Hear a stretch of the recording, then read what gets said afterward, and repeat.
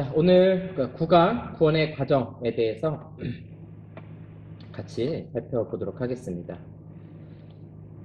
자, 보시면 이제 강의 안에도 좀 나와 있지만 한 사람이 구원받는 그 과정, 이렇게 과정을 제가 좀 도식으로 좀 표현해 봤습니다. 이런 도식에 대해서 뭐 조금 부정적인 견해들도 있기도 하고 그런데 우리가 좀 편하게 이해하기에는 이게 제일 좋은 것 같아요. 그래서 같이 하나하나 좀 이렇게 살펴보는 시간을 가지려고 합니다. 자, 이렇게 구원의 과정들을 제가 이제 앞에서 쭉 열거를 했는데요. 소명, 중생, 회심, 믿음, 칭의, 양자, 성화, 견인, 영화. 기본적으로 우리가 잘 안 쓰는 표현들이죠. 그렇죠? 뭐 많이 쓰는 게 믿음 정도 많이 쓰고, 좀 신앙생활 하시는 분들은 성화 뭐 이런 표현 쓰시고요. 나머지는 일반 사람들은 잘 안 쓰는 그런 표현들이에요. 그래서 좀 어색할 수 있지만 한자어로 되어 있는 이 내용들, 제가 한자하고 영어, 한자는 좀 많이 안 썼지만 영어 좀 같이 이제 쓰고 있으니까 참고하시면 되고요. 이 과정들에 대해서 우리가 좀 같이 살펴보도록 하겠습니다. 어, 제가 좀 나눠볼게요. 자, 이렇게 좀 칸 이상하네요. 네. 이렇게 한번 끊어볼게요. 그래서 크게 네. 뭘 해도 좀 어색하네. 자, 그냥 넘어가 보겠습니다. 자, 우리 구원의 과정을 이렇게 크게 세 단계로 한번 나눠볼 수 있을 것 같아요. 어떤 과거적인 형태, 그 다음에 지금 우리의 상태, 앞으로 미래에 일어날 일들, 이렇게 좀 구분을 해볼 수 있어요. 그래서 이 앞에 소명에서부터 칭의 양자까지 요 과거라고 되어 있는 요 부분 있죠. 예. 요거는 우리가 인식하지 못하는 사이에 일어나게 되는 일들이고요. 그 다음에 여기 보시면 성화와 견인, 요게 이제 지금 우리가 요 기간을 살아가고 있는 것이고, 또 앞으로 미래의 이 영화의 단계에 이르게 될 것입니다. 그래서 이렇게 크게 좀 셋으로 좀 나누고 있는데요. 이건 뭐 시간상의 순서들이에요. 그리고 요 앞에 있는 특히 이 앞부분 소명에서부터 양자된 여기까지는 잘 보시면 시간 순서가 아니라는 거예요. 이건 논리적인 순서라니까. 우리가 이해하기에 요렇게 되겠구나 이해하는 것이지, 뭐 시간 순서대로 착착착착 이렇게 이루어지진 않아요. 예. 논리적인 구분법이다 이렇게 생각하시면 될 것 같습니다. 자, 우리 중요한 성경 구절이에요. 우리 여러분 강의 안에도 있으니까 우리 같이 한번 읽어보겠습니다. 시작. 하나님이 미리 아신 자들을 또한 그 아들의 형상을 본받게 하기 위하여 미리 정하셨으니 이는 그로 많은 형제 중에서 맏아들이 되게 하려 하심이니라. 또 미리 정하신 그들을 또한 부르시고 부르신 그들을 또한 의롭다 하시고 의롭다 하신 그들을 또한 영화롭게 하셨느니라. 예. 보시면 하나님이 미리 아신 자들을, 이게 택한 자들이죠. 그래서 여러분들이 다른 사람들과 이야기하다가 하나님 우리 택하신 것이냐 이런 이야기가 나오면 로마서 8장 29절과 30절을 펴서 보여주시면 돼요. 미리 아신 자들이 있었다. 그리고 보시면 맏아들이 되게 하시려고 우리를 맏아들 삼아 주셨다 하는 거죠. 나는 여잔데 이러시는 분들은 이 맏아들이라는 개념은 뭐 남녀 상관없어요. 상속권을 가진 걸 이야기하고 싶은 거예요. 자, 부르시고 그다음에 의롭다 하시고 마지막에 영화롭게 하셨느니라. 이게 이제 마지막 우리 인간의 최종 단계, 천국 가서 이루어질 영화의 단계까지. 그러니까 구원의 전 과정이 쭉 이 성경 구절 안에 이렇게 담겨져 있는 구절이니까, 중요한 구절이니까 잘 여러분들이 보시면 되겠습니다. 자, 첫 번째 우리 소명부터 좀 살펴보도록 하겠습니다. 콜링이라고 부르는 건데요. 우리 아까 봤던 성경, 미리 정하신 그들을 또한 부르시고, 하나님이 딱 택한 사람들을 불러내신다는 거죠. 그렇죠? 수민아 이리 나와봐 이렇게 불렀단 말이에요. 그럼 어떻게 해요? 나오겠죠. 방에서 나와서 엄마 불렀어요? 그래서 나온단 말이에요. 그런 식으로 우리의 영혼이 하나님이 구원받을 자들을 구원의 자리로 불러내시는, 그게 이제 소명이라고 우리가 할 수 있습니다. 그래서 성령께서 구원을 적용할 때 제일 먼저 우리 죄인을 부르시는 일들. 그래서 우리 각자 한번 생각해 보시면 하나님께서 어느 순간에 나를 부르셨다는 거예요. 뭐 중간에 믿으신 분도 있고 태어나면서부터 믿으면서 태어나신 분들도 있을 수 있지만 누구든지 하나님이 부르신 순간이 있어요. 우리가 아는 건 아니에요. 그런 순간이 있다라는 겁니다. 자, 이 부르심에는 두 가지가 있습니다. 하나는 외적 부르심인데요. 이건 뭐냐면 죄인에게 구원을 제시하고 그리스도를 믿으라는 권고로 보통 전도를 통해서 표현된다. 그래서 이제 말하는 거죠. 철수 엄마, 우리 교회 갑시다. 예수님 믿어요? 구원받아요? 이렇게 초청하잖아요. 그런 식으로. 네. 뭐 교회 오는 것뿐만 아니라 그냥 우리가 길거리에서도 예수님 믿으라는 권고도 받을 수 있고, 또 어떤 사람은 누가 말하지 않았지만 길 가다가 교회 현수막에 보니까 주 예수를 믿으라, 그리하면 너와 내 집이 구원을 받으리라, 이렇게 있었단 말이에요. 자기 눈에 들어오는 순간에 초청이에요. 그렇죠? 그 사람을 향한 초청이라는 걸 알죠? 그래서 이거 누구에게나 열려있는 초청이에요. 자, 이게 외적 부르심, 그냥 밖으로 보기에 우리를 부르는 그런 순간입니다.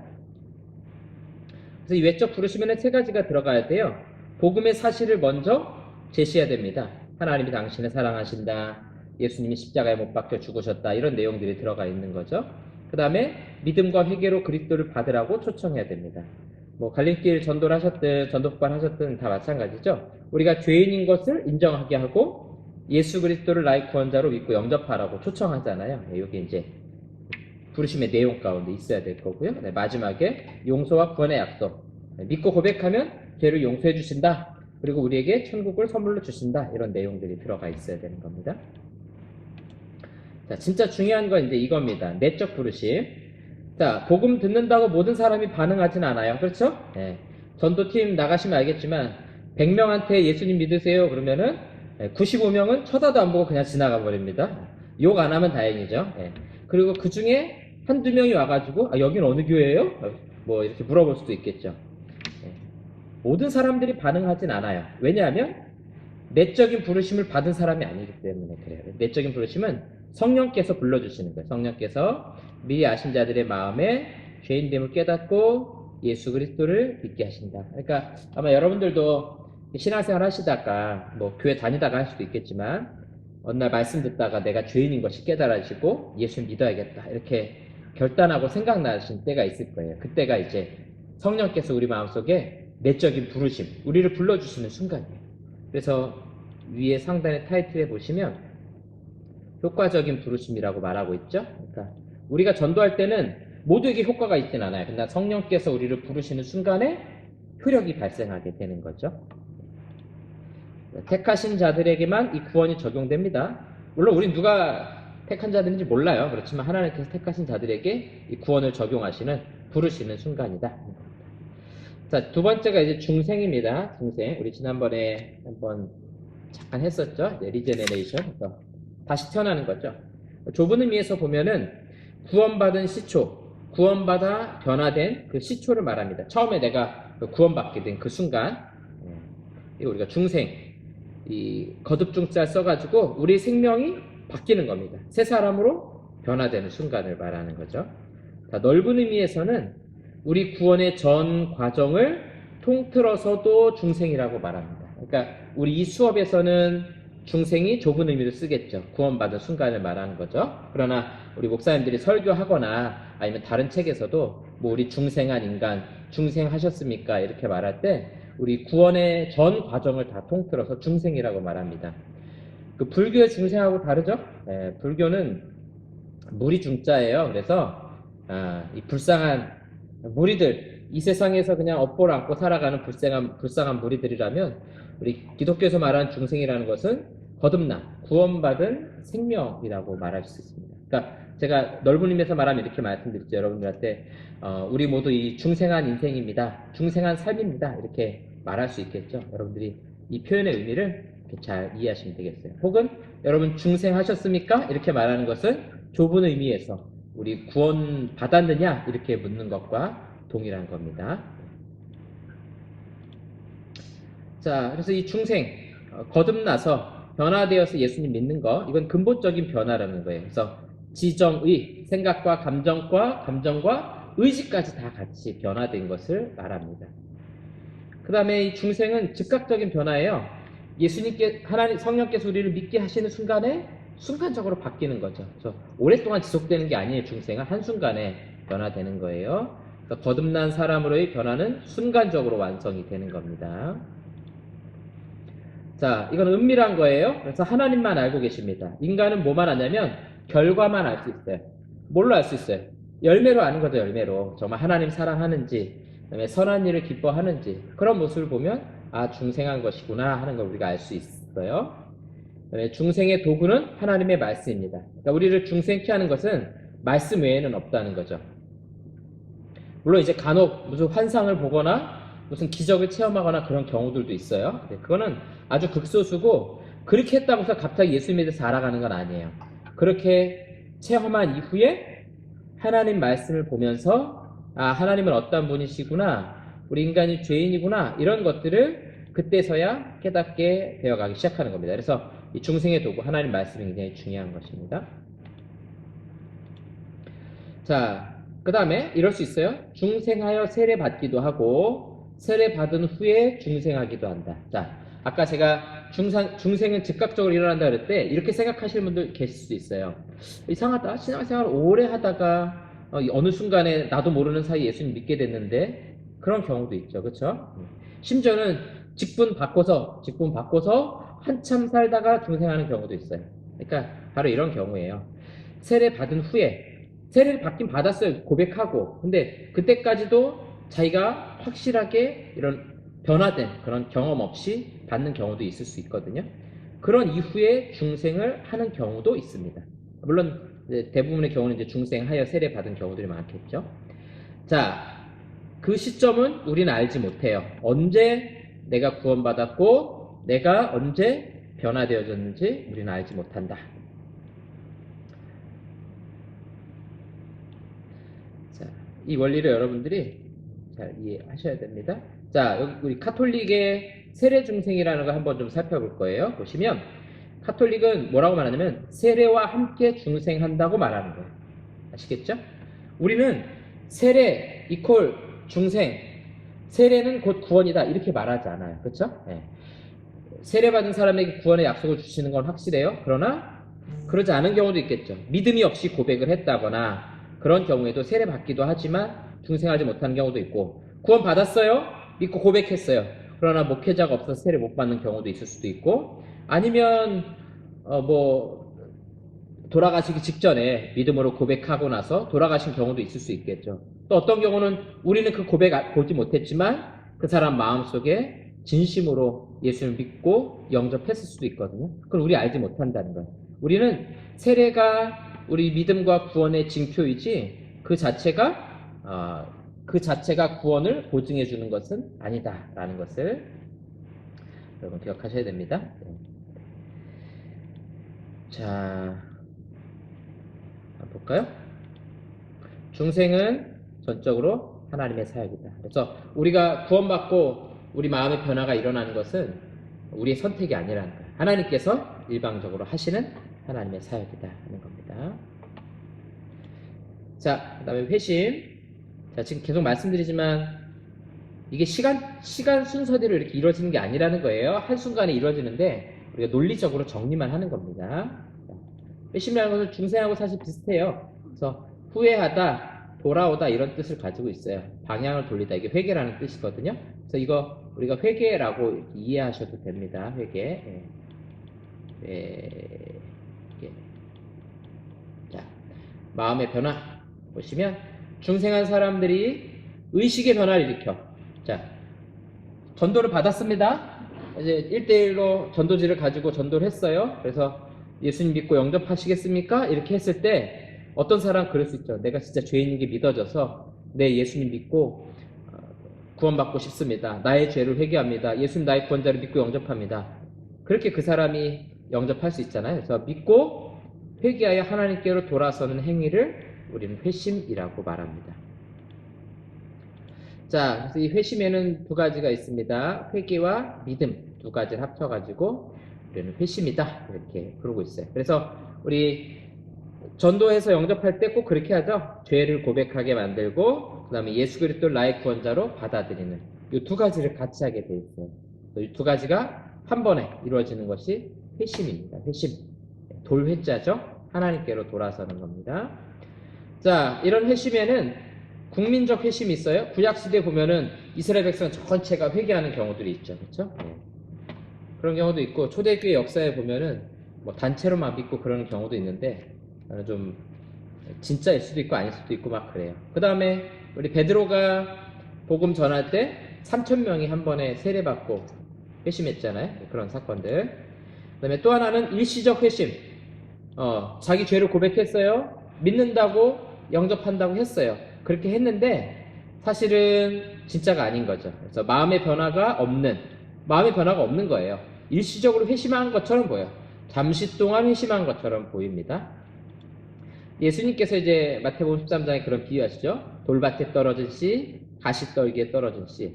이거는 밭이 얕아가지고 잘 자라지 못하고, 가시떨기는 자라다가 이렇게 싹이 자라다가 위에 막 가시떨기가 있으니까 어때요? 더 성장하지 못하고 여기서 그냥 끝나버리죠. 이런 것들이 다 일종의 일시적인 회심. 그 길가에 뿌려진 거는 아예 안 받는 거죠. 자, 그 다음에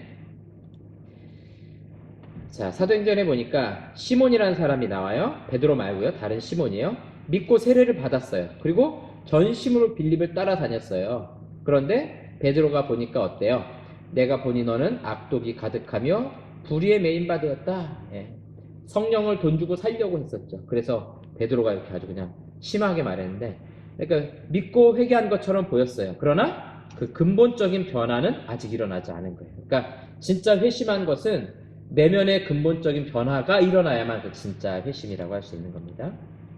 그 다음에 진정한 회심, 중생한 사람에게 믿음과 회개가 일어나며 자신의 삶과 생각, 의지까지 변화된 모습을 보여주게 됩니다. 성경에 이런 인물들, 우리가 삭개오 같은 사람 보면 어때요? 예수님 만나는 순간에 내려와서 예수님을 자기 집으로 초청하고, 그 다음에 의지까지 변화되죠. 어떻게 해요? 자기가 다른 사람 거 훔친 거 있으면 4배로 갚겠습니다. 이렇게 진짜 그 삶의 변화가 일어나게 되잖아요. 자, 그다음 마지막이 반복적 회심. 보면 우리가 회개하고 예수님 믿는다고 하는 것이 반복될 수 있다. 이게 중생하고 차이점이에요. 하나님께서 그 사람 마음 가운데 근본적으로 변화시킨 사람은 반복되지 않아요. 한번 중생한 사람 다시 중생할 필요 없어요. 그러나 우리가 겉으로 보기에 회개하고 예수님 믿습니다. 이거는 반복된다는 거예요. 아마 우리 다 경험해 보셨을 거예요. 어느 순간에 나 죄인입니다. 정말 예수님 믿겠습니다. 이렇게 고백해놓고 좀 시간이 흐른 다음에 다시 어떻게 해요? 좀 떨어졌다가 다시 그렇게 고백하면서 예수님을 믿게 되는 그런 경험들이 일어날 수 있죠. 보시면 엄밀한 의미에서 회심도 반복될 수 없다. 이건 뭐냐면은 여기서 말하는 회심은 내적인 변화, 그 다음에 동시에 반복해서 나타나기도 한다는 것은 우리 외적인 그런 변화, 의지까지 같이 변화되는 것은 반복해서 일어날 수 있다는 거예요. 예수님께서 이렇게 말씀하시죠. 시몬아 시몬아 보라 사탄이 너희를 밀가부르듯 하려고 요구하였으나 그러나 내가 너를 위하여 내 믿음이 떨어지지 않기를 기도하였느니. 그러니까 베드로도 어때요? 믿음이 떨어질 수 있다는 거예요. 예수님 부인했잖아요. 그 전까지 믿음은 가짜였나요? 가짜 아니에요. 진짜였어요. 그러나 그 믿음이 우리가 이렇게 떨어질 수 있다는 거죠. 그래서 그랬을 때 우리가 다시 돌이키고 다시 일어나게 될 수 있다. 그래서 회심이라는 것이 아주 좁은 의미에서는 반복될 수 없지만 상당히 넓은 의미에서는 또 반복돼서 나타나기도 한다. 그러니까 이 무자르도 딱 자를 수가 없는 거예요. 아시겠죠? 그래서 여러분도 아마 생활하시다가 어떤 분들은 그럴 수 있거든요. 아, 내가 정말 구원받은 건가? 내가 정말 예수님 믿는 사람인가? 이렇게 의심이 될 때는 자신 있게 뭐 하시면 돼요? 나의 죄를 회개하고 예수님 믿고 영접하시면 돼요. 그 반복해서 일어나는 일종의 회심이에요. 우리 안에 중생은 이미 확실한 것인데 우리 외적인 믿음이 떨어질 수 있기 때문에 이런 회심도 반복해서 나타날 수 있습니다. 그 다음에 세상에 대한 욕심과 신앙의 무관심 등으로 빛이 가리워지게 되면 여러 번이라도 부름을 받고 새로워져야 한다. 그러니까 이런 면에서 상당히 회개하고 비슷한 거예요. 그렇지? 아시겠죠? 자, 회개의 3요소를 좀 살펴볼 거예요. 아까 회심은 회개와 믿음 두 가지라고 말씀드렸죠. 이 믿음은 이 다음에 살펴볼 거고요. 이제 회개는 첫 번째로 지적인 요소가 있습니다. 생각의 변화. 그래서 내가 죄인임을 인정해야 돼요. 그래서 이렇게 불신자들 전도하러 갔을 때 가끔 전도하다 보면은 당신이 죄인인 것이 믿어지고 인정되십니까? 그러면은 내가 죄인인 것이 죄인인 것을 인정할 수 있고 그렇게 고백합니다. 이렇게 받아들이는 경우들이 있어요. 그렇게 받아들이면 자연스럽게 예수님 영접하는 것이 어렵지가 않아요. 자연스럽게 연결이 돼요. 근데 어떤 경우는 절대 안 믿는 경우도 있어요. 지난 가을에 저희 전도팀에서 올림픽공원 나가서 했는데 어떤 고등학생이 자기는 죄가 없대요. 난 아무리 생각해봐도 죄를 지은 게 없어요. 이렇게 아니 무슨 양심이 그렇게 딱딱한지 벌써부터 자기는 절대 죄가 없는 것 같다고 이렇게 말하지 모르겠어요. 네. 그러니까 그런 사람들은 뭐예요 이게? 중생하지 않은 거예요. 아직 중생하지 않았기 때문에 회심할 여지가 없는 거죠. 그 사람에게는. 네. 그래서 회개는 먼저 우리 생각, 지식으로 알아야 돼요. 그 다음에 감정적 요소. 이제 거기에 대한 슬픔을 느껴야죠. 아, 내가 죄인이구나. 멸망받을 수 있겠구나. 내가 하나님을 반역했구나 하는 죄에 대한 그 슬픔을 가져야 되고, 멸망받을 것에 대한 두려움을 갖는 것도 일정의 감정적인 회개의 요소가 될 수 있어요. 그게 사실은 그리스도께로 인도할 수 있는 길이기도 하죠. 그다음에 이제 의지적 요소. 죄악된 삶을 청산하는 거예요. 그게 악한 것인 줄 알고 나쁜 줄 알았으면은 돌아와야 되는 거죠. 그러니까 이 세 가지가 합쳐져야 회개가 되기 때문에 하나라도 빠지면 회개가 될 수 없어요. 아시겠죠? 그래서 어떤 경우 이제 주로 잘 안 되는 게 이거죠. 의지적 요소. 내 이런 죄 짓지 말아야지. 그러면서도 어때요? 또 그걸 하게 돼요. 반복돼서 죄를 짓게 되죠. 또 회개가 완전히 이루어지지 않아요. 그때는 반복해서 회개해야 돼요. 회심도 반복해서 일어나는 것처럼 회개야말로 계속 반복해야 될 거예요. 이게 사실 성화의 가장 중요한 요소거든요. 회개는 반복해서 일어나야 되는 것입니다. 자, 카톨릭의 회개를 좀 볼게요. 이거 우리 첫 시간에 잠깐 했는데요. 카톨릭은 이걸 고해성사라고 불러요. 고해성사. 그러니까 회개가 일종의 성례가 되는 거예요. 성례가. 그래서 회개를 안 하면, 고해성사를 안 하면 천국에 갈 수가 없습니다. 제가 한 작년 초쯤이었던가요?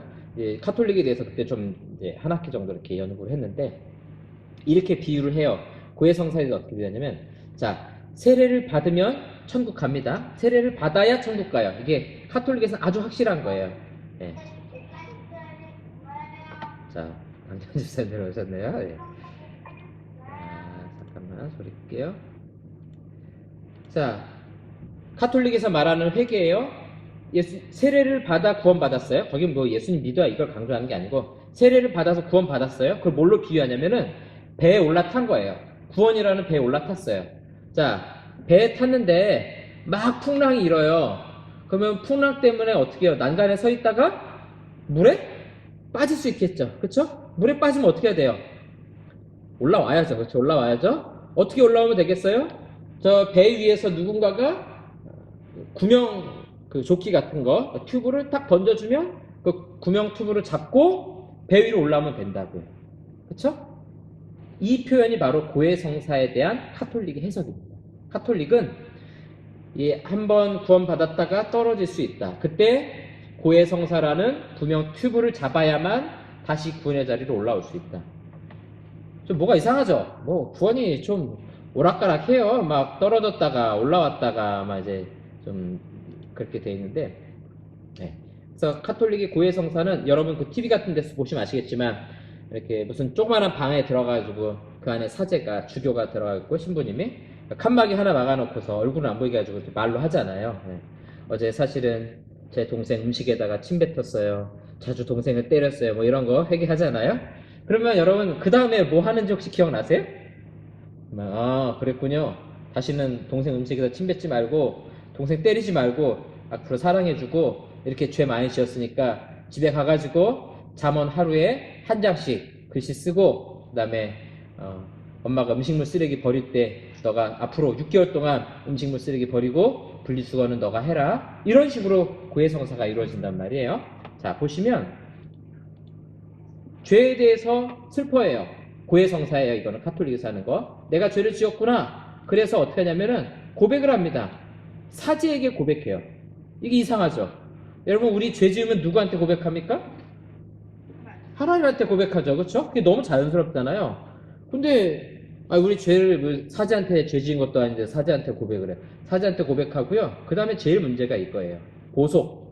회개에 합당한 행동을 요구한다고. 삶을 요구해요. 이걸 안 하면요, 용서가 안 되는 거예요. 더 크게 말해볼까요? 이 보속의 행동을 안 하면요, 구원을 못 받습니다. 배 위에 못 올라타는 거예요. 그러면 이거는 믿음으로 구원받는 겁니까? 행위로 구원받는 겁니까? 이게 전형적으로 행위로 구원받는 방식을 말해주는 거예요. 그래서 이거 우리가 좀 평가해보면, 죄는 하나님께 직접 회개해야 돼요. 왜냐하면 죄라는 것은 하나님께 잘못한 것이잖아요. 그렇죠? 예를 들어서 내가 다른 사람의 물건을 훔쳤어요. 그러면 첫 번째로는 하나님이 다른 사람의 것을 훔치지 말라고 한 그 말씀을 어긴 죄. 그 다음에 그 사람의 물건을 훔쳤으니까 우리 현행법상의 죄. 또 우리 상대방에게 손해를 끼친 죄. 그렇죠? 이 세 가지가 겹쳐 있는 거예요. 그러면 진짜 회개가 이루어지려면 어떻게 해야 돼요? 이 세 가지를 다 해결해야겠죠. 하나님 앞에 나와서 회개하고 다시는 물건을 훔치지 말아야 되고, 법적으로 해결할 방법이 있다면 해결해야 되고, 그 다음에 상대방이 가가지고 내가 잘못한 것에 대해서 용서를 구해야 되겠죠. 그렇죠? 그래서 과거에 미량이라는 영화를 보면은 하나님께만 회개하고 끝나잖아요. 그럼 기독교 회개를 잘못 이해한 거예요. 그게 아니죠. 내가 죄 지은 당사자에 가서 용서를 구하는 것. 삭개오도 어떻게 했어요? 예수님 받아들인 다음에 그냥 용서받는 것이 아니라 내가 물건을 훔친 사람에게 4배로 갚겠습니다. 그 상대방하고도의 문제를 해결했다고요. 그렇죠? 그러니까 이 보속, 행위, 사제가 주는 어떤 행동, 여기서 말한 행동은 그 사람한테 뭐 훔친 거 있으면 갖다 줘라, 그걸 요구하는 게 아니에요. 그건 당연한 것뿐만 아니라 그거에 합당한, 구원받기에 합당한 또 다른 행동을 요구한다라는 것입니다. 자, 그래서 이거는 결국 자력구원, 노력구원의 결과로 가게 돼 있어요. 가톨릭은.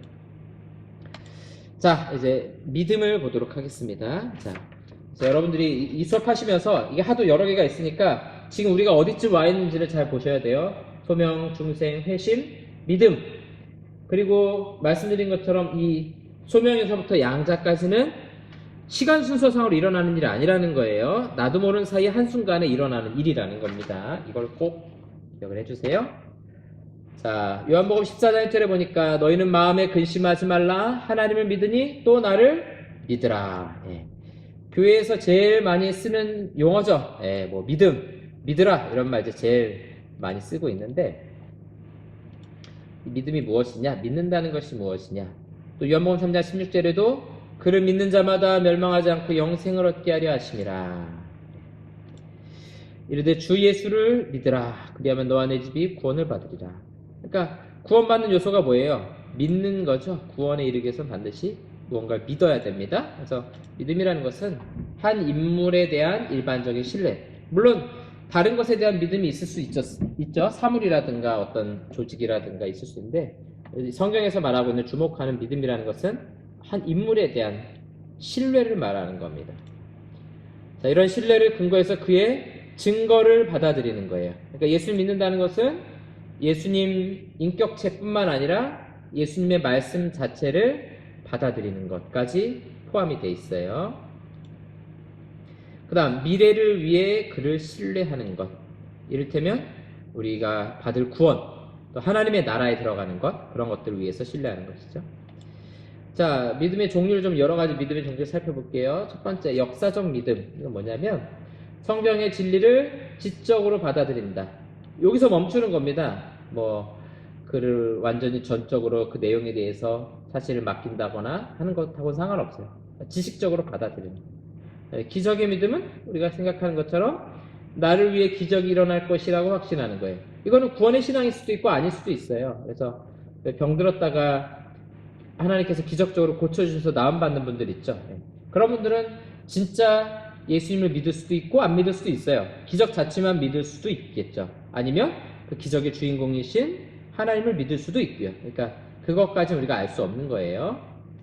자, 일시적 믿음은요, 중생한 마음에 뿌리 내리지 못한 종교적 진리에 관한 확신. 그래서 환란 때에 이런 사람들을 흔들리게 됩니다. 이런 확신이 부족한 거예요. 그 다음에 참된 구원적 믿음은요, 중생한 사람이 회심하여 그리스도를 신뢰하고 삶의 변화까지 이르게 된다 하는 것입니다. 그래서 일시적 믿음은 우리 성경에 나오는 것처럼 돌밭에 뿌려진 씨앗, 또 가시밭에 뿌려진 씨앗, 이런 것들을 생각하시면 되겠죠. 그러니까 우린 믿음이 있느냐 없느냐 어떻게 알 수 있어요? 사실은 열매를 보면 알 수가 있는 것들이거든요. 그래서 참된 구원적 믿음을 가졌는가 하는 것은 내가 정말 그리스도를 신뢰하고 있는가, 또 내 삶에 변화가 일어났는가. 나는 어릴 때부터 교회를 다녀가지고 어릴 때 생활이나 지금 생활이나 비슷합니다. 둘 다 열심히 살아갑니다. 이렇게 생각하시는 분들은요, 믿지 않는 사람들과 나와의 삶의 차이를 보시면 돼요. 그러면 내가 변화된 삶을 살아가고 있는가 하는 것을 알 수 있겠죠. 자, 믿음에도 세 가지 요소가 있습니다. 먼저 지적인 요소. 하나님 말씀 속에 계시된 진리를 적극적으로 인식하는 겁니다. 그러니까 하나님 말씀을 보면서 우리의 지식으로 이해하고 받아들이는 거죠. 그래서 하나님 약속에 근거하는 절대적이고 확실한 지식이다. 여러분 구원 받으셨습니까? 이렇게 물을 때 구원 받았는지 어떻게 알아요? 천국 가는 뭐 티켓 있으세요? 아니면 뭐 예약 카톡 같은 거 오셨나요? 그런 거 안 오잖아요. 뭐에 대한 확신이냐면 하나님의 약속. 그를 믿는 자들에게는 심판을 피하고 하나님께서 구원을 주신다라는 그 약속의 말씀, 이 말씀에 근거한 지식이 있기 때문에 확신을 가질 수 있죠. 이게 지적인 요소입니다. 그 다음에 감정적인 요소, 하나님 말씀에 대한 지식으로부터 이건 출발해요. 그래서 마음에 일어나는 신뢰입니다. 마음에 일어나는 신뢰. 그래서 여러분들 제일 쉽게 이해하실 수 있는 게 그 사랑하는 사람과의 관계로 이해하시면 돼요. 그래서 누군가를 사랑한다 그럴 때 지적인 요소가 있죠. 그렇죠? 상대방에 대해서 알아야 되죠. 그래서 저 사람은 남자이고 저 사람은 어떠한 가정에서 자랐고 나이가 몇 살이고 이런 사람이고 성실하고 착하고 나만 사랑하는 사람이고 나에게 너무 잘해주는 사람이다. 이렇게 알잖아요. 그 다음에 감정적 요소. 그 사람에게 내 마음이 끌려지게 되는 것들. 어떨 때는 이게 잘 말로 언어로 표현이 안 되죠. 그렇죠? 예. 이런 마음에서 일어나는 신뢰입니다. 그 다음에 이제 세 번째가 의지적인 요소예요. 그래서 이게 사실은 믿음에 있어서 최고의 요소입니다. 단순한 지식과 감정을 넘어서 삶의 방향을 결정하게 돼요. 자, 이거가 이제 굉장히 중요한 게, 목적이라는 표현을 우리가 좀 쓸 필요가 있는데, 여러분 그 정의란 무엇인가 책 아시죠? 예, 저도 알기만 하고 보진 않았어요. 한 과만 봤어요. 거기서 이제 뭐가 있냐면 텔로스라는 표현이 나와요. 텔로스가 뭐냐면 이거 뭐 어려운 게 아닌데 사실은 자 이렇게 헬라어입니다. 텔로스 이게 뭐냐면요 목적 혹은 목적지 끝 이런 뜻이에요. 끝. 예를 들어서 우리 인생의 끝 그렇게 말할 수 있죠. 그렇죠? 혹은 마라톤 선수들이 어떻게 해요? 마라톤의 끝이 어딥니까? 마지막 결승점이죠. 예. 그게 끝이지만 동시에 뭐가 돼요? 목표가 되는 거예요. 우리 인생의 끝이 어딥니까?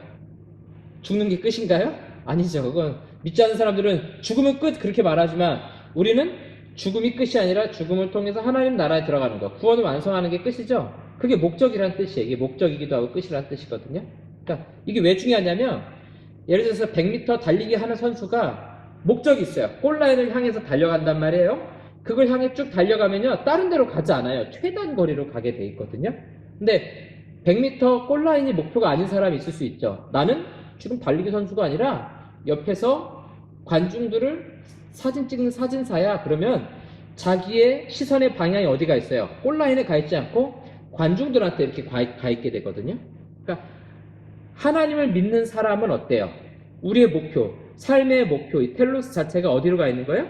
하나님을 향해서 가 있게 돼요. 하나님의 나라를 향해서 가 있게 돼요. 근데 믿지 않는 사람들은 어디에 가 있어요? 어떻게 하면 내가 잘 먹고 잘 살 것인가? 그렇죠. 그거 말고 더 중요한 인생의 목표가 있나요? 그 하나님 모르는 사람은요, 그거보다 더 중요한 목표가 없어요. 있을 수가 없습니다.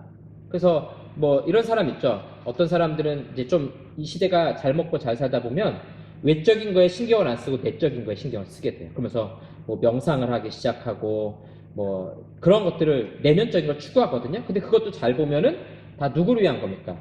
나를 위한 거예요. 나의 행복, 나의 만족을 위한 거거든요. 그러니까 하나님 알지 못하는 사람은 인생의 목표가 어디로 가 있어요? 나에게로 가 있죠. 그렇죠? 텔로스가 나예요. 그 다음에 하나님 믿는 사람은 이 텔로스가 하나님께로 가 있게 됩니다. 그러니까 아예 다른 거예요. 전혀 다른 방향으로 가고 있는 거예요. 이해 가시나요? 네, 굉장히 중요한 차이입니다. 믿는 사람과 안 믿는 사람의 결정적인 차이. 목표 자체가 달라져요. 그래서 우리가 예수 믿고 구원받았다는 것은 우리의 삶의 목표, 우리 인생이 살아가는, 달려가는 목표 자체가 하나님께로 딱 고정이 되게 돼 있어요. 근데 아닌 사람은 결국 자기 자신에게로 오게 돼 있어요. 그러니까 나는 어딜 향해 달려가고 있는가 하는 거를 우리가 잘 생각하셔야 돼요. 물론 예수님 믿었지만 살다 보면 또 나한테 막 돌아오는 경우가 있어요. 그럴 때 어떻게 하면 된다는 거예요? 회개하면 되는 거예요. 회개하고 다시 하나님께로 방향을 맞추면 되는 거죠. 네. 자, 그리스도에 대한 인격적인 신뢰, 이런 의지적 요소가 반드시 포함됩니다. 그래서 우리 건강한 믿음은 세 가지가 다 있어야 돼요. 하나님을 알기 위해 힘써야 되죠. 우리가 지금 이 수업하는 게 이거예요. 지적 요소. 이거 하나님을 알기 위해 힘쓰는 거예요. 자, 그래서 하나님을 알면 알수록 우리 감정적인 요소가 생겨나게 되고, 또 거기서부터 우리의 의지, 삶의 목표가 바뀌어지게 되는 것입니다. 자, 믿음 이렇게 이해해 주셔야 돼요. 자, 로마 카톨릭과 이 알미니안, 뭐 대표적으로 감리교, 구원의 확신이 있느냐? 믿음의 확신에 대해서 이렇게 물을 수 있어요. 구원의 확신은 불가능해요. 여기는 우리 아까도 보았지만 언제든지 구원이라는 배에서 이탈하고 떨어질 수 있어요. 그렇죠? 자기가 열심히 안 하면 그렇게 되거든요. 구원의 자리에서 떨어져 나갈 수 있기 때문에 구원의 확신이 있을 수가 없습니다. 묻는 것 자체가 이상한 거예요. 개혁교회는 어때요? 하나님 약속에 대한 확신, 하나님의 인도심에 대한 확신, 그리고 한 번 중생한 자는 돌이키지 않는다라는 이런 확신이 있기 때문에 구원의 확신을 가질 수 있죠. 또 우리 성령의 열매를 통해서 이런 확신을 가질 수 있어요. 그러니까 여러분 신앙생활 하다 보면 예전에는 막 못 참고 분노하고 그랬는데 시간이 지나니까 어때요? 뭐 그 정도는 얼마든지 참고 인내할 수 있다. 이렇게 우리 안에 그런 변화가 일어날 수 있잖아요. 그렇죠? 예전에는 전도하다가 욕하는 사람 있으면 화나가지고 다시는 전도하나 봐라 이랬는데 지금은 뭐 그럴 수도 있지 하고 내가 그런 걸 넘어갈 수 있을 정도로 내 안에 내적인 열매들이 나타나기 시작하면 거기서부터 점점 더 확신이 생기기 시작하는가. 내가 그래도 예전보다 많이 성장했구나, 자라갔구나. 그 다음에 이제 과거에는 내가 기도하지 않고 그냥 여러 가지 다른 길을 찾았는데 이제 힘들면 하나님 의지하고 기도하는구나. 이런 우리의 열매들을 보면서 구원의 확신을 더욱더 우리는 가질 수 있는 겁니다. 자, 그래서 여기까지 해서 우리 이 앞부분, 우리도 알지 못하는 사이에 일어나는 이 앞부분, 여기 양자가 좀 빠졌네. 칭이 아직 안 했죠, 우리? 제가 좀 빨리 정리했네, 이거를. 자, 이건 시간적인 순서가 아니다 하는 거 꼭 기억하시고요. 논리적으로 우리가 이해하는 겁니다. 소명이 먼저고 그 다음 중생이고 회심이고 그렇게 이해 안 하셔도 돼요. 우리도 모르는 사이에 한 번에 일어날 수 있는 거예요. 어느 날 누가 전도해가지고 예수님 믿고 구원받으라 그래서 알겠습니다. 죄인인 거 인정하고 예수님 믿었어요. 그때부터 마음의 변화가 일어났어요. 그러면은 이 앞부분이 한순간에 같이 일어났다라는 거예요. 그리고 그게 아주 천천히 일어나는 사람도 있을 수 있어요. 중생했는데 회심의 순간이 늦게 다가올 수도 있어요. 그러니까 이거는 시간적으로 우리가 잘 알지 못하는 거다 하는 거예요.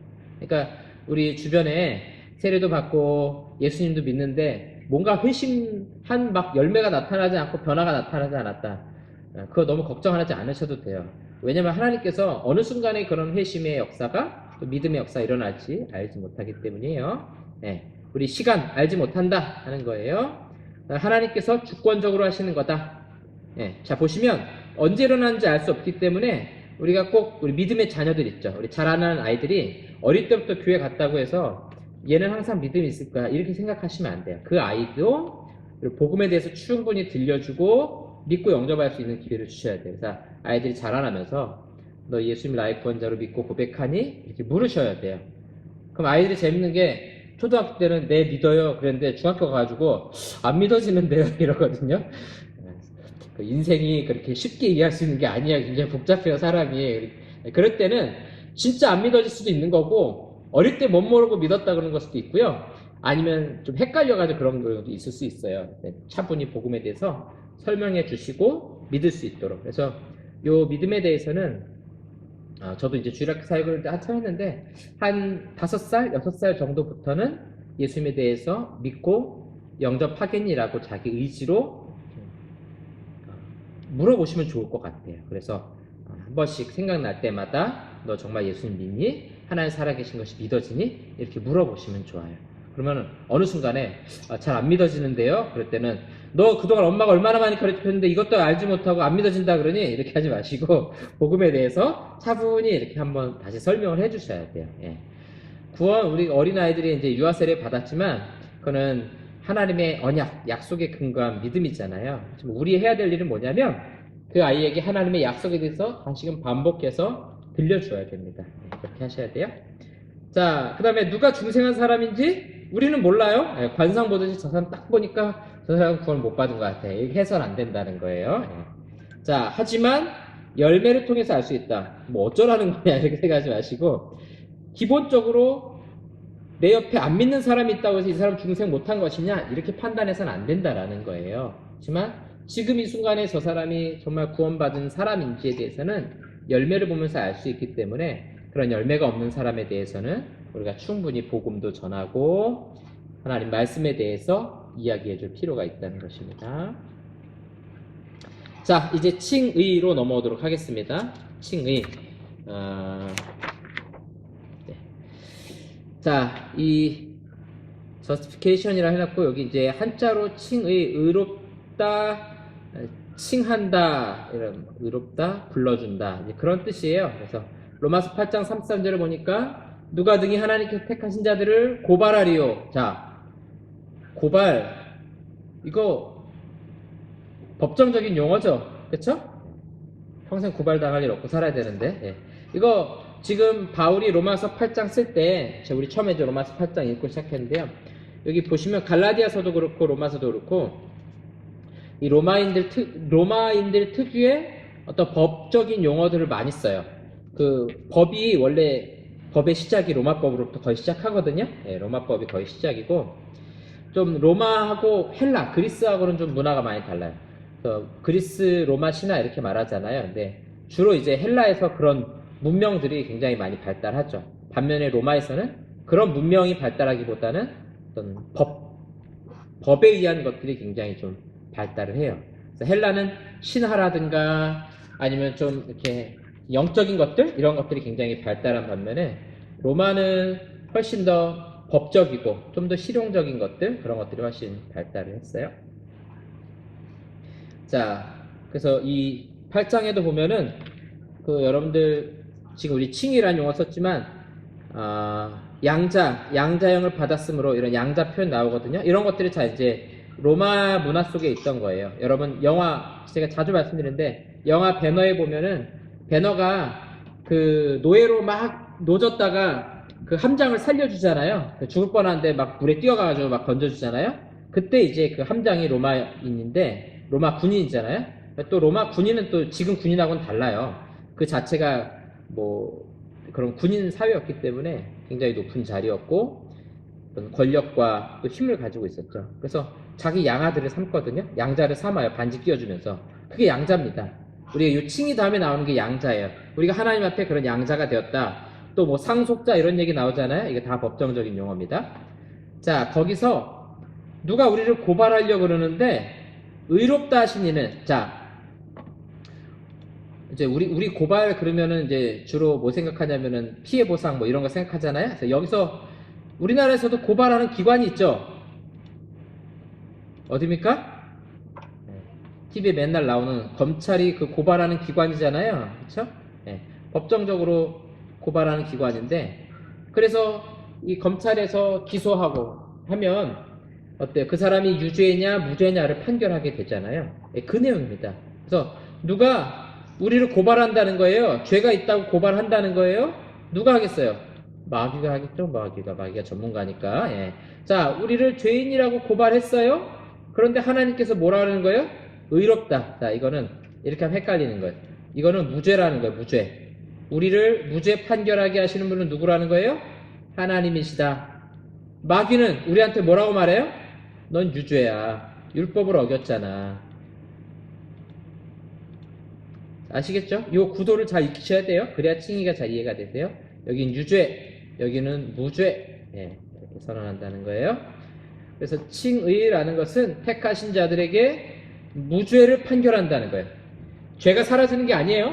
우리 속에 죄가 없어지는 게 아니고 법정에서 무죄라고 판결을 한다는 거예요. 죄가 없다고 여기는 겁니다. 그렇게 받아들여 주는 거예요. 너 죄 없어 라고 인정해 주는 겁니다. 인정해 주는 거. 아시겠죠? 그래서 왜 우리 아이들이 잘못할 수 있잖아요. 그렇죠? 실수할 수 있어요. 그럴 때 어떻게 해요? 엄마는 네가 세상에서 제일 이뻐 보이고 네가 저기 좀 잘못했지만 엄마가 보기에는 너가 세상에서 최고로 보인다. 진짜 최고가 된 거예요? 최고로 보이는 거예요? 최고로 보이는 거예요. 예. 칭의라는 건 그래요. 우리를 의롭다라고 말하는 것은 무죄라고 여겨주시는 거죠. 의롭다고 여겨주시는 거예요. 무죄라고 판결을 해주신다라는 법정적인 의미입니다. 자, 여기 잘 정리하시면 돼요. 칭의란 하나님께서 예수 그리스도의 완전한 의를 근거로 우리를 의롭다, 무죄라고 선언하시는 하나님의 법정적 행위라고 정의할 수 있습니다. 이제 중요한 용어이기 때문에 제가 이렇게 정리를 좀 해놓은 겁니다. 그래서 예수 그리스도가 형벌을 받으셨죠. 우리 이전에 수업했잖아요. 대속의 죽음, 이미 죄에 대한 벌을 받았어요. 그래서 우리를 의롭다, 무죄라고 선언해 주시는 겁니다. 자, 그 다음에 중요한 표현이 이겁니다. 신분의 변화가 일어나는 겁니다. 본질의 변화가 일어난 게 아니에요. 그래서 예수님 믿고도 우리가 범죄하기도 하죠. 왜 그래요? 우리 죄가 사라진 본질적인 변화가 일어나는 게 아니라 우리 신분의 변화가 일어나는 거예요. 그래서 베너가 유대인이었다가 로마인 장군의 아들, 로마인 신분으로 바뀐 거예요. 물론 나중에 가서 이제 그걸 파괴하지만 이런 신분의 변화가 우리에게 일어났다. 그래서 하나님 자녀라는 신분의 변화가 우리에게 일어난 거예요. 자, 칭의는 죄에 대한 책임을 제거하여 하나님 자녀의 모든 권리를 회복시킨다. 자, 하나님 자녀의 권리 회복이에요. 지난번에 우리가 사탄 배상설 기억나시죠? 하나님께서 뭔가 사탄에게 배상해 주신다. 예수님의 죽음으로. 사탄에게 배상하는 게 아니에요. 예. 우리가 죄의 종노릇했지 진짜 마귀의 자녀가 된 게 아니라고요. 그 이단들이 우리가 마귀 진짜 자녀라고 이렇게 말하는데 본질적으로 마귀 자녀라는 것이 아니라 마귀에게 종노릇, 종인 것처럼 살아갔던 우리에게 하나님 자녀의 권리를 회복시켜 주셨다. 그 다음에 법정에서의 선포다 하는 겁니다. 단 한 번만 일어납니다. 우리 하나님 자녀라고 한 번 딱 선포하면 끝이에요. 그쵸? 예. 우리 아이들 출생신고 한 번만 하면 되죠? 예. 한 번 해야지 또 다른 사무소 가가지고 또 이렇게 하지 않죠? 그래서 한 번만 하는 겁니다. 그 다음에 칭의와 성화 모두 그리스도의 공로 때문이지만 창이라고 했는데 칭의 사역은 성부께서, 성화는 성령께서 주로 하시는 사역이다. 예. 칭의는 주로 아버지 하나님께서 우리에게 하시는 사역이다. 자, 칭의 요소 소극적으로는 그리스도의 죽음을 기초로 해서 죄를 용서해 주심. 그러니까 우리가 구원받았다는 것을 죄 용서해 주셨다라고 이해하는 것은 굉장히 좁은 범위라는 거예요. 더 넓은 범위에서 이해하면요, 하나님의 자녀가 되었다는 거예요. 그쵸? 이게 훨씬 더 좋죠. 요거는 약 부정적인 의미잖아요. 요거는. 네. 그러니까 우리가 구원받았다 이렇게 말할 때 뭐 지옥 안 갑니다, 용서받았습니다, 요거는 작은 의미. 더 넓고 좋은 의미에서는 뭐예요? 하나님의 자녀가 됐어요. 그래서 양자라고 부르기도 하고 입양이라고 부르기도 합니다. 그래서 우린 영생의 자격을 얻었습니다. 하나님 나라의 모든 재산을 물려받게 됐어요. 그렇죠? 별로 안 기쁘신가 보네요. 네. 누가 주식을 선물로 한 10억 주면 굉장히 기쁠 텐데 그런 것보다 하나님 나라의 주식 전체를 다 내가 받게 되었어요. 네. 안타깝죠? 이 세상에서 그거 환원해주면 안 되나 이런 생각 들잖아요. 네. 네. 요즘 아파트 값 때문에 말이 많은데 하나님 천국에 있는 아파트 100채 말고 여기서 한 채만 더 주시면 안 됩니까? 이런 생각이 우리에게 있지만, 네. 자, 그래서 이 하나님 나라의 기쁨을 누리려면 그거의 가치가 무엇인지를 우리가 알아야 그런 기쁨을 누릴 수가 있어요. 근데 진짜 믿음 없는 사람들은 그러죠. 죽어서 천국 가면 뭐합니까? 이 세상에서 잘 살아야지 이렇게 말하는데, 네. 천국은 이 땅에서도 우리가 누릴 수 있는 거예요. 왜냐하면 우리가 하나님 자녀가 됐기 때문에 여기서부터 우리에게 주는 혜택이 어마어마하다는 거예요. 혜택이. 아시겠죠? 네. 전국민 재난지원금 그 받은 것만 해도 아 신난다 기분 좋다 하잖아요. 그거하고는 비교할 수 없는 하나님의 혜택을 우리 마음의 카드에다가 딱 충전을 해주셨는데 우리가 그 기쁨을 맨날 못 누리면서 살아가는 거죠. 안타깝네요 이거. 자, 칭의의 근거. 가톨릭에서는 선행하는 은총이다. 먼저 우리에게 이런 은총을 넣어주셨다 이렇게 표현하고 있어요. 성례를 통해서 칭의 받고요. 선행, 공로를 통해서 우리가 의롭다 여김을 받는다는 거예요. 자꾸 뭘 해야 돼요 여기는. 여기 굉장히 피곤하게 만들죠. 그렇죠? 근데 우리 개혁교는 뭐라 그래요? 오직 은혜. 이거 전적인 선물이라는 거예요. 선물. 그렇죠? 제가 어린이날하고 성탄절로 지난번에도 한번 비유했었잖아요. 그렇죠? 아이들한테 성탄절 선물 주는 이유가 뭐예요? 우리 아들이 반에서 3등 안에 들고 평균 90점 이상 맞아왔기 때문에 성탄절 선물 주나요? 그렇게 하면 그건 진짜 좀 안 좋은 엄마 아빠겠죠? 그게 아니죠. 내 자식이니까 주는 거예요. 자식이니까. 어린이날 되면 또 생일날 되면 내 아들이고 딸이니까 마음껏 주는 거죠. 더 엄마 아빠가 돈을 더 많이 못 벌어서 더 좋은 거 못 주는 게 안타까울 뿐이지 사실 얼마든지 막 다 주고 싶죠. 개혁교회는 그런 거예요. 우리는 감사가 나올 수밖에 없어요. 감사가. 그리고 오직 믿음으로 구원받았다. 이거는 내가 믿었습니다. 이런 표현을 말하는 게 아니고요. 우리의 공로가 포함되지 않는다는 거예요. 내가 어떤 노력을 해서 얻은 게 아니라는 거죠. 그래서 바울이 이걸 어떻게 표현하고 있어요? 노력해서 얻은 것은 싹시다. 그러나 하나님의 구원은 공로를 하는 것이 아니라 오직 하나님의 은혜이다. 이렇게 표현하고 있어요. 일하지 않고 우리는 받았다라는 것입니다. 자, 이제 아주 중요한 두 가지 칭의했고요. 그 다음에 이제 성화를 좀 보도록 하겠습니다. 자, 그래서 우리 지금까지 칭의까지는 나에게서 일어난 일이지만 내가 잘 알지 못하는 사이에 일어난 일이에요. 그렇죠? 얼떨결에 예수님 믿은 경우도 많고 그냥 어릴 때부터 교회 가다 보니까 어느 날 예수님 믿어지고 이런 경우들이 많아요. 자, 그런데 우리 삶에 있어서 진짜 중요한 것은 사실 여기입니다. 왜냐면은 예수님 믿는 것은 순간인데 믿음 이후의 삶은 어때요? 평생이잖아요. 그렇죠? 우리 어릴 때부터 신앙생활 하는 사람들은 이 성화의 과정을 70년, 80년을 겪어야 돼요. 그러니까 이게 훨씬 긴 거고 우리 아직도 진행 중인 거예요. 자, 성화는 제 두 가지로 정의할 거예요. 중생한 신자가 하나님과 더불어 새로운 관계에 들어가고 칭의로부터 시작되는 거죠. 자신을 하나님께 바치며 예배하며 거룩한 삶으로 인도받는 생애 전 과정을 말한다. 이렇게 말할 수도 있고요. 또 하나는 성화란 성령께서 죄인을 죄의 부패에서 깨끗하게 하시며 그의 전 본성을 하나님의 형상으로 변화시켜 선한 일을 할 수 있게 하시는 성령의 은혜로우시며 계속적인 사역이다. 벌코프라는 학자가 정의한 겁니다. 뭐 어떤 걸 했든 구원받은 이후에 또 하나님 나라에 들어가기 이전까지의 우리 생애 전 과정 성령께서 함께 하시는 변화의 시간이다 이렇게 이해하시면 되겠어요. 성화의 특징이 있어요. 성화의 창시자는 하나님이십니다. 동시에 인간의 협력을 요구합니다. 이게 이제 아주 성화의 큰 특징이에요. 우리 지난번에 성령의 열매 했잖아요. 성령의 열매도 어땠어요? 성령께서 혼자 하시는 게 아니라 우리 인간의 협력을 요구했죠. 왜냐면 그게 성화이기 때문에 그래요. 성령의 열매를 맺는 것 자체가 성화의 과정이에요. 그래서 우리의 노력이 필요한 겁니다. 성화는. 자, 칭의와 같은 법적 행위가 아닙니다. 이건 도덕적이고 재창조적 행위이다. 성화의 목표는 하나님의 형상을 회복하는 데 있어요. 그리스도의 장성한 분량에 이르는 것, 자라가는 것이에요. 그래서 아이들이 밥 열심히 먹고 운동 열심히 하면서 막 쑥쑥 커가죠. 예, 이런 것을 우리가 성화의 과정이다 이렇게 생각하시면 됩니다. 그 다음에 성화는 오랜 기간의 과정입니다. 오랜 기간의 과정이어서 현세에는 결코 완전에 이르지 못한다. 이 반대 의견도 있기는 해요. 우리가 좀 이따 간단히 살펴볼 텐데. 그래서 여러분들 살면서 난 왜 이렇게 변화가 더디지? 나는 안 되나 봐. 이렇게 생각하시면 안 된다는 거예요. 천천히 변화가 일어날 수도 있어요. 그래서 신앙생활은 한순간에 되는 게 아니죠. 그렇죠? 오랜 시간을 거쳐서 일어나게 됩니다. 물론 이제 좀 강도가 다른 경우는 있어요. 어떤 사람들은 아주 그냥 강력하게 처음부터 아주 고난이도 코스로 하는 사람이 있고 어떤 사람들은 아주 완만한 코스로 가다가 또 어려운 난이도로 가는 경우도 있겠죠.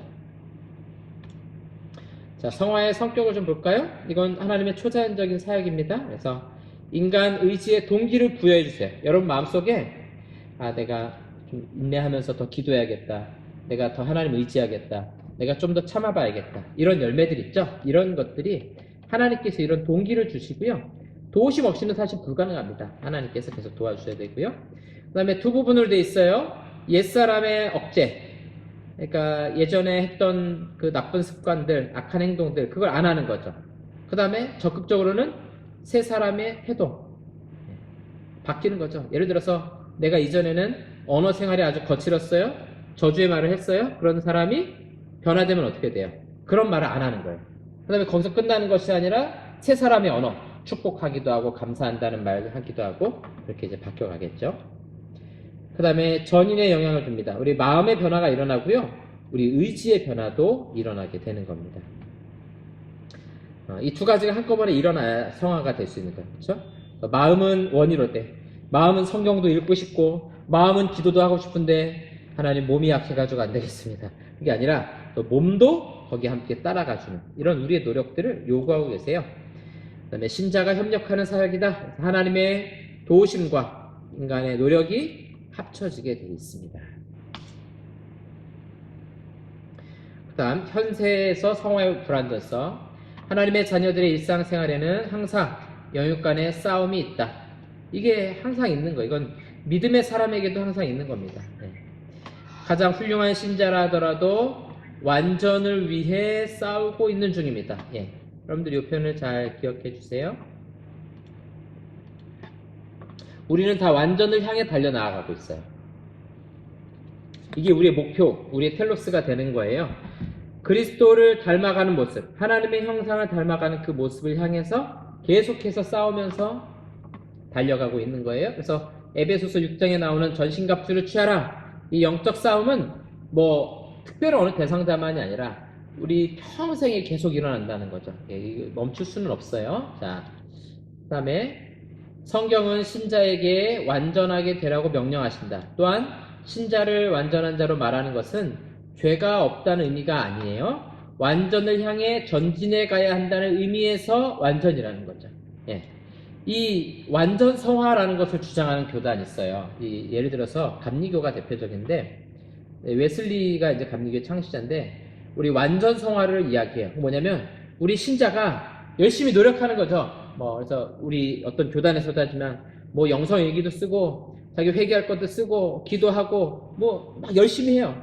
감리교 굉장히 열심히 하거든요. 저도 어릴 때 이제 감리교 출신이어가지고 그런 열심을 향해가지고 완전에 도달하는 거예요. 그게 가능하다라고 이야기하는 거죠. 근데 우리 개혁교에서는 그렇지 않다는 거예요. 누구도 이 완전에 도달할 수 있는 사람은 없다라는 것이죠. 자, 우리 선행과의 관계를 좀 볼게요. 선행이라는 것은 하나님의 요구입니다. 또 순종하려는 욕망으로부터 나오게 돼 있어요. 그렇죠? 예수님 믿고 나면 착한 일을 하려고 노력하게 돼요. 자, 그 다음에 최종 목적은 하나님의 영광에 있습니다. 하나님께 영광을 돌리기 위해서 우리가 선행하는 거죠. 또 내적인 순종으로부터 나오게 된다. 자, 그러면 선행이 공로를 가지고 있느냐? 이거 공로가 아니라는 거예요. 신자에게 나타날 이거 열매입니다. 열매. 조건이 아니라는 거예요. 선행을 해야 구원받는 것이 아니라 구원받았기 때문에 선행이라는 열매가 자연스럽게 나온다는 거죠. 그래서 하나님 주신 능력으로만 선행이 가능하다. 자, 필요성. 선행은 반드시 필요합니다. 우리가 선을 행하는 것은 꼭 해야 됩니다. 꼭 선을 해야 돼요. 자, 구원이 조건이 될 수 없지만 하나님의 영광을 위해서 선행이 꼭 필요하고요. 마지막, 요걸 잡으셔야 돼요. 기쁜 마음으로 우리가 율법에 순종해야 됩니다. 선을 행하는 거 기쁜 마음으로 하셔야 돼요. 기쁜 마음으로. 예, 그래서 그리스도인의 열매로서 이 선행이라는 것은 꼭 있어야 될 일이다 하는 것입니다. 그래서 여러분들이 예수님 믿었다는 것은 나만 잘 살아서는 안 되는 거예요. 그 구약에 보면 레위기서에 보면은 밭을 추수하다가 이삭을 떨어뜨려요. 그럼 뭐라 하냐면은 그 줍지 말래요. 줍지 말래요. 줍지 말고 밭 모퉁이에는 조금 남겨두어라. 그래서 과부와 고아와 나그네들이 먹을 수 있게 하라는 거죠. 그러니까 장사하시는 분들은 너무 이익 많이 남기지 마시고 많이 베풀고 주라 이렇게 이야기하는 거죠. 너무 내 거 챙기려고 하는 것은 하나님이 기뻐하신 일이 아니다. 이렇게 이해하시면 되겠습니다. 자, 그 다음에 이제 성화 다음에 우리 견인이 있어요. 견인은 우리가 지난번에 속죄 부분에서 잠깐 했었어요. 그래서 간단하게만 하고 넘어갈 거예요. 견인이라는 것은 참고 인내한다는 뜻이에요. 성령께서 신자의 마음속에서 하나님의 은혜의 역사를 시작하고 계속하여 마침내는 그것을 완성하게 하시는 성령의 계속적인 역사이다. 더 알았네. 우리가 하나님 자녀가 됐고 예수 믿고 영접했잖아요. 뭐 구원에서 이탈하지 않도록 천국에 우리 마지막에 하나님 나라 갈 때까지 우리를 놓치지 않고 계속해서 하나님께서 끌고 가신다라는 것이죠. 그래서 그리스도인이 은혜의 상태에서 떨어질 수 없다. 이게 좀 표현이 좀 아쉽네요. 잠깐만요. 제가 잠시만요.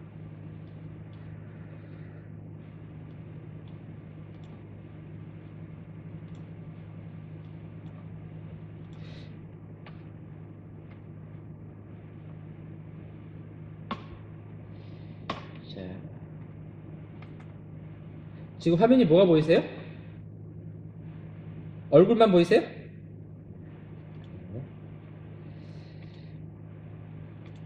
자, 네. 얼굴만 보이시죠? 네. 잠깐 서로 얼굴을 좀 감상하시면서 네. 자, 제가 좀 바꿔봤습니다.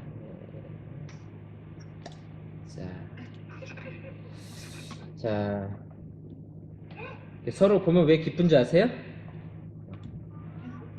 하나님 자녀를 보는 기쁨을 누려서 그러시는 거예요. 자, 보시면 그리스도인이 구원의 상태에서 떨어질 수 없다. 이게 정확한 표현이에요. 네.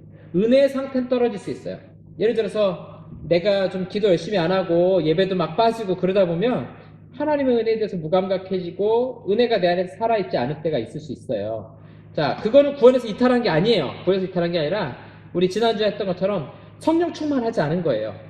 그때 최고의 비결이 뭐였어요? 오늘 우리 성화에서도 봤지만 회개하고 하나님 앞에 나아가는 게 최고의 비결인 거예요. 그래서 언제든지 우리는 은혜의 상태는 회복할 수 있어요. 구원의 상태는 결코 떨어지지 않는다라는 겁니다. 이게 개혁교회만의 독특한 교리이자 성경적인 교리입니다. 자, 마지막 영화는 간단하게 다룰 거예요. 다음 주에 또 해야 돼. 마지막 종말론 떼야 되니까.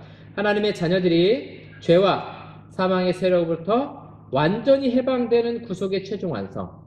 완전히 해방. 그러니까 지금은 아직 죄와 사망의 권세가 우리를 괴롭히고 있죠. 그렇죠? 구원 받았는데 자꾸 우리 마음속에도 나쁜 마음도 생기고 또 험한 말 할 때도 있고 죄를 지을 때도 있어요. 유혹받을 때도 있어요. 근데 천국에 들어가면, 죽어서 천국에 들어가면 그때는 어때요? 완전히 이런 죄와 사망의 권세가 우리를 누르지 못하죠. 그때는 뭐 죄라는 이런 것들로부터 미혹당하거나 힘들어할 필요가 없겠죠. 그렇죠? 그래서 여러분 곁에 관계 때문에 나를 힘들게 하는 사람도 있을 수 있잖아요.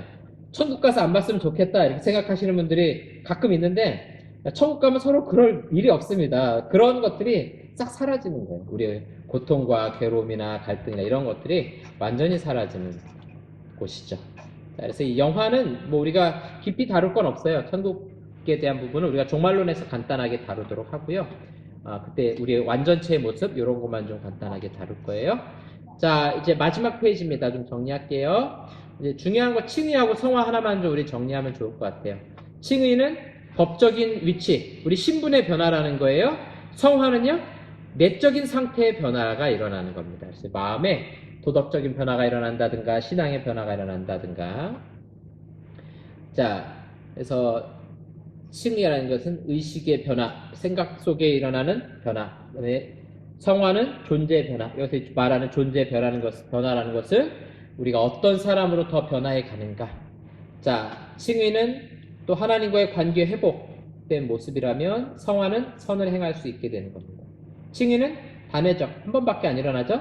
성화는 지속적으로 일어나요. 그러니까 우리 평생의 이 성화의 과정들을 계속해서 겪어가야 할 것입니다. 그 다음에 칭의는 전적으로 하나님의 일이라면 성화는 하나님의 일인 동시에 우리의 일이다 하는 것이고요. 그 다음에 이 세상에서 완전하죠. 칭의는. 반면에 성화는 완전하지 못해요. 우리 완전하게 성화되는 사람은 아무도 없을 수 있다. 그 다음에 모든 그리스도인이 동일하게 하나님 자녀가 된 것이죠.